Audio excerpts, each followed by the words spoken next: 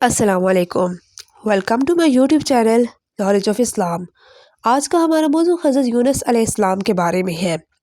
تو اس سے پہلے میرے چینل کو سبسکرائب کر کے بیل آئیکن کو دبا دیجیے تاکہ میری آنے والی مزید ویڈیو آپ تک پہنچ سکے، اور میری ویڈیو کو لائک اور شیئر ضرور کیجیے، شکریہ۔ اس ویڈیو میں ہم اس ہستی کے متعلق جانیں گے جن کا واقعہ قرآن مجید میں یونس اور تورات میں جناح کے نام سے آیا ہے۔ تاریخ میں آسوری قوم ایک عظیم اور طاقتور قوم کی حیثیت سے جانی جاتی ہے، جس کا دارالحکومت آشور تھا۔ آشوری دراصل بنی اسرائیل کی نسل سے تعلق رکھتے تھے، جو بخت نصر کے حملے کے بعد غلام بنا کر بابل اور عراق لائے گئے تھے۔ اس زمانے میں دریائے دجلہ کے کنارے نینوا نامی ایک چھوٹی سی بستی تھی۔ آشور کے کسی بادشاہ نے ایک دیوتا کے نام پر نینوا میں ایک مندر بنوایا۔ رفتہ رفتہ دوسرے بادشاہوں نے بھی مندر اور عمارتیں بنانا شروع کر دی، اور ایک دور ایسا آیا کہ یہ چھوٹا سا علاقہ سلطنت آشوریہ کے عظیم الشان دارالسلطنت میں تبدیل ہو گیا۔ نینوا شہر کے بیچوں بیچ مندر اور شاہی محل تھے، جہاں سے آشوریوں کا بادشاہ پوری سلطنت پر حکومت کرتا تھا اور اونچے تخت پر بیٹھ کر بازاروں، گلیوں اور تفریح گاہوں کا نظارہ کیا کرتا تھا۔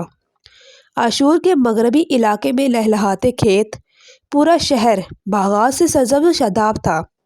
آشوری پتھر تراشنے کے فن میں بھی ماہر تھے، لہٰذا جگہ جگہ سنگ مرمر کی دیواروں پر انہوں نے اپنے دیوتاؤں کے نقش و نگار بنا رکھے تھے۔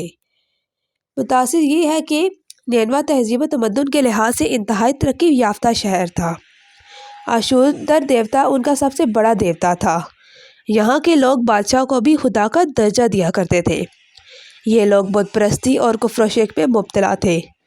اس وقت نینوا کی آبادی 1 لاکھ سے زیادہ تھی، اور یہ 700 قبل مسیح کا زمانہ تھا۔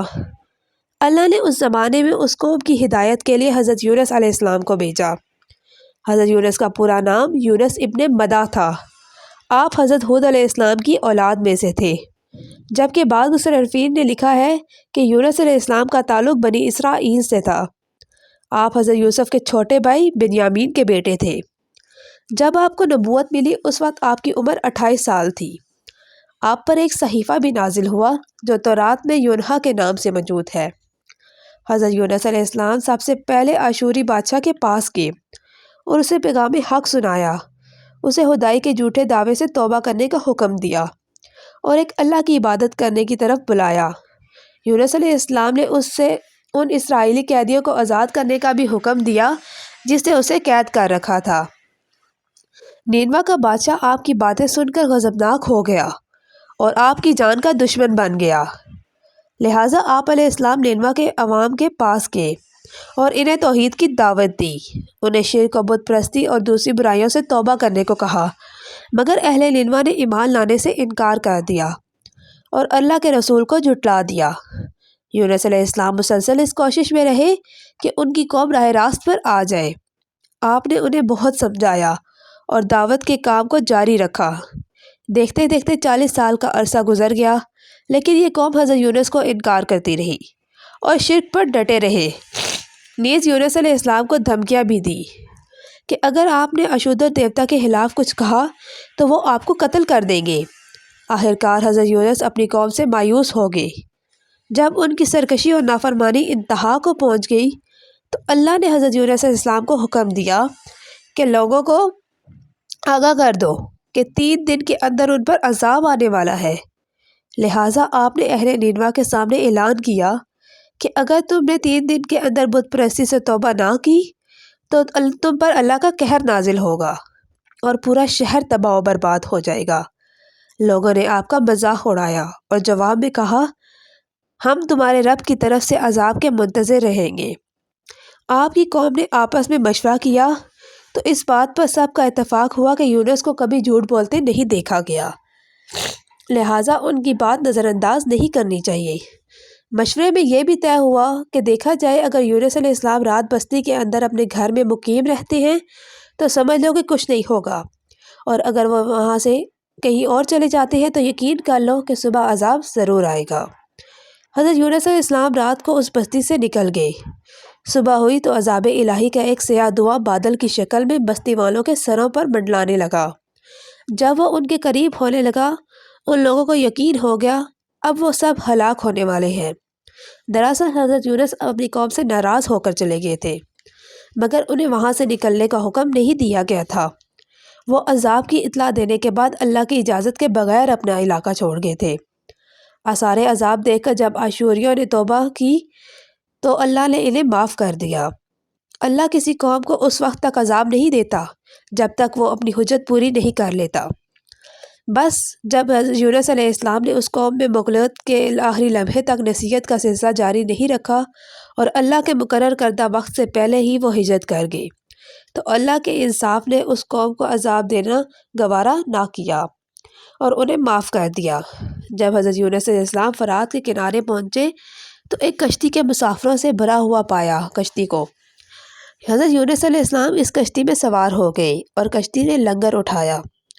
پورا دن میں کشتی میں سمندر میں سکون سے چلتی رہی۔ اچانک اونچی اونچی لہریں اٹھنے لگی۔ لوگوں نے اپنا ساز و سامان سمندر میں پھینک دیا کہ کشتی کا بوجھ کم ہو جائے، لیکن کشتی کا بوجھ پھر بھی کم نہ ہوا۔ جب کشتی ڈگمگانے لگی تو کشتی کے غرق ہونے کا یقین ہونے لگا۔ پہلے کشتی نے اپنے عقیدے کے مطابق کہا کہ ایسا معلوم ہوتا ہے کہ اس کشتی میں کوئی غلام اپنے آقا سے بھاگا ہوا ہے، جب تک اس کو اس کشتی سے الگ نہ ہو کیا جائے گا نجات مشکل ہے۔ یونس علیہ السلام نے سنا تو ان کو تنبیہ ہوا کہ اللہ کو میرا نینوا سے وحی کا انتظار کیے بغیر اس طرح چلے آنا پسند نہ آیا، اور یہ میری آزمائش کے آسان ہے۔ یہ سوچ کر انہوں نے اہل کشتی سے فرمایا کہ میں ہی وہ غلام ہوں جو اپنے آقا سے بھاگا ہوا ہوں۔ لہٰذا 3 مرتبہ قرآن اندازی کی گئی اور تینوں مرتبہ حضرت یونس کا نام نکلا۔ تب مجبور ہو کر انہوں نے حضرت یونس کو دریا میں ڈال دیا۔ اس وقت اللہ نے ایک بڑی مچھلی کو حکم دیا کہ انہیں نگل لو، یہ تمہاری غذا نہیں ہے، اس لیے ان کو جسم پر کوئی تکلیف نہیں ہونی چاہیے۔ مچھلی نے حضرت یونس علیہ السلام کو اپنے پیٹ میں نگل لیا۔ یونس علیہ السلام نے جب مچھلی کے پیٹ میں خود کو زندہ پایا تو بارگاہ الہی میں اپنی ندامت کا اظہار کیا کہ وہی الہی کا انتظار کیے بغیر اور اللہ سے اجازت لیے بغیر امت سے ناراض ہو کر نینوا سے نکل آیا۔ حضرت یونس نے مچھلی کے پیٹ میں اللہ کو پکارا۔ ان پر 3 اندھیرا اکٹھے ہو گئے تھے، رات کا اندھیرا، مچھلی کے پیٹ کا اندھیرا اور سمندر کا اندھیرا۔ آپ نے ان اندھیروں میں یہ کلمات کہے: اللہ تیرے سوا کوئی معبود نہیں، تو یکتا ہے، میں تیری پاکی بیان کرتا ہوں، بے شک میں نفس پر خود ہی ظلم کرنے والا ہوں۔ روایتوں کے مطابق اگر یونس علیہ السلام یہ تسبیح نہ کہتے تو قیامت تک مچھلی کے پیٹ میں رہتے۔ رسول اللہ صلی اللہ علیہ وسلم نے فرمایا کہ جب یونس نے یہ دعا کی تو یہ کلمات عرش کے گرد گھومنے لگے۔ فرشتے کہنے لگے یہ بہت دور دراز جگہ سے آواز آ رہی ہے، لیکن کان اس سے پہلے اس سے آشنا ضرور ہے، پر آواز بہت ہی کمزور ہے۔ اللہ نے حضرت یونس کی درد بھری آواز کو سنا تو فرمایا کیا تم اس آواز کو نہیں پہچانتے؟ انہوں نے کہا نہیں، یہ میرے بندے یونس کی آواز ہے۔ فرشتے نے کہا یہ وہی یونس ہے جس کی پاک عمل قبول شدہ ہر روز تیری طرف چڑھتے تھے؟ اے اللہ مصیبت کے وقت اس پر رحم کر۔ تو اس وقت اللہ نے مچھلی کو حکم دیا کہ وہ آپ کو بغیر کسی تکلیف کے سمندر کے کنارے اگل دے۔ روایتوں کے مطابق حضرت یونس علیہ السلام 40 دن اس مچھلی کے پیٹ میں رہے اور اس کے بعد اللہ کے حکم سے اس مچھلی نے آپ کو سمندر کے کنارے اگل دیا۔ مچھلی کے پیٹ میں رہنے کی وجہ سے آپ کا جسم ایسا ہو گیا تھا جیسے کہ پرندے کا پیدا شدہ بچہ جس کا جسم نرم ہوتا ہے اور جسم پر بال تک نہیں تھا۔ غرض حضرت یونس بہت ہی کمزور اور ناتہا حالت میں خشکی پر ڈال دیے گئے۔ اس کے بعد اللہ نے سمندر کے کنارے پر ایک بیلدار درخت اگایا۔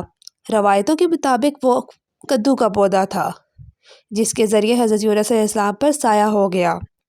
اس کے علاوہ اللہ نے ایک جنگلی بکری بھی بھیج دی جو زمین کی گھاس اور جڑی بوٹیاں کھاتی تھی اور صبح شام آپ کو دودھ پلاتی تھی، یہاں تک کہ آپ تندرست ہو گئے۔ حضرت یونس علیہ السلام درخت کے اس سائے میں جھونپڑی بنا کر رہنے لگے۔ یونس علیہ السلام کی قوم انہیں تلاش کرتی ہوئی ایک دن اس ساحل کے کنارے پہنچ گئی اور انہوں نے آپ کو دیکھ لیا۔ انہوں نے آپ کے ہاتھ پر سلام کی بیعت کر لی اور ساتھ ہی اللہ سے توبہ و استغفار کرنے لگے۔ یونس علیہ السلام دوبارہ نینوا چلے گئے اور وہاں رہ کر اپنی قوم کی رہنمائی فرمائی۔ حضرت یونس کی زندگی نینوا میں ہی گزری اور اب وہیں آپ کا انتقال بھی ہوا۔ اس قصے سے ہمیں یہ سبق ملتا ہے کہ کسی بھی حالت میں اللہ کی رحمت سے مایوس نہیں ہونا چاہیے اور نہ ہی ہدایت کے معاملے میں اپنی ذات پر بھروسہ کرنا چاہیے۔